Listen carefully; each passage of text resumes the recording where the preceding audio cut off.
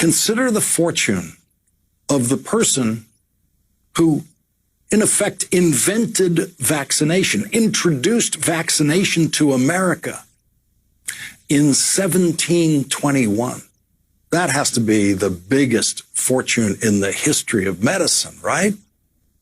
The pharmaceutical industry has produced many gigantic fortunes in this country, notably the fortune created by Robert Wood Johnson and his brothers in 1885 when they started the Johnson & Johnson Company, which has produced many products that have saved lives and led to the creation of the Robert Wood Johnson Foundation, which has done many good deeds.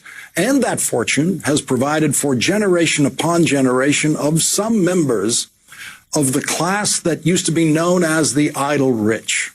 The person who introduced immunizations in America was born into a caste that was not allowed to profit from his wisdom, from his genius, or even from his labor. He was a slave owned by a minister in Boston, a slave who saved lives in Boston during the smallpox epidemic of 1721 when he described a procedure that he had undergone in Africa before his life was stolen from him on a slave ship. Pulitzer Prize winner Isabel Wilkerson tells this story in her new book, Caste: The Origins of Our Discontents. Quote, people in West Africa had discovered that they could fend off contagions by inoculating themselves with a specimen of fluid from an infected person.